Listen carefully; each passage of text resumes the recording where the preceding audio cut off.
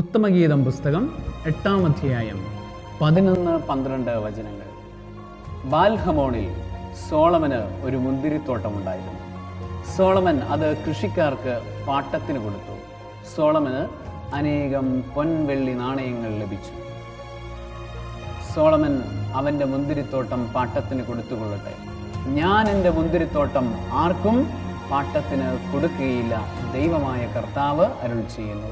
സോളമന് 1000 ഉണ്ടായിക്കൊള്ളട്ടെ, കൃഷിക്കാർക്ക് 200 ഉണ്ടായിക്കൊള്ളട്ടെ, പക്ഷേ ഞാൻ എൻ്റെ മുന്തിരിത്തോട്ടം ആർക്കും പാട്ടത്തിന് കൊടുക്കുകയില്ല. പ്രിയപ്പെട്ട ദൈവജനമേ, ദൈവത്തിൻ്റെ വലിയ വാഗ്ദാനവും സ്നേഹവുമാണ് ഈ വചനത്തിലൂടെ നമുക്ക് മനസ്സിലാകുന്നത്. ഈ ലോകത്തിലെ രാജാക്കന്മാർ അവരുടെ സ്വത്ത്, അവരുടെ സ്വന്തമായതെല്ലാം കൂടുതൽ വർദ്ധിപ്പിക്കാൻ വേണ്ടി മറ്റുള്ളവർക്ക് കൊടുക്കുന്നു. എന്നാൽ ദൈവത്തിൻ്റെ സ്വന്തം, ദൈവത്തിൻ്റെ സ്വത്തായ നമ്മളെ ദൈവം ഒരിക്കലും ബിസിനസ്സിന് വിട്ടുകൊടുക്കുന്നില്ല, മറ്റാർക്കും അവിടെ നിന്ന് വിട്ടുകൊടുക്കുന്നില്ല. അവിടെ നമ്മളെ ചേർത്ത് പിടിക്കുന്നു.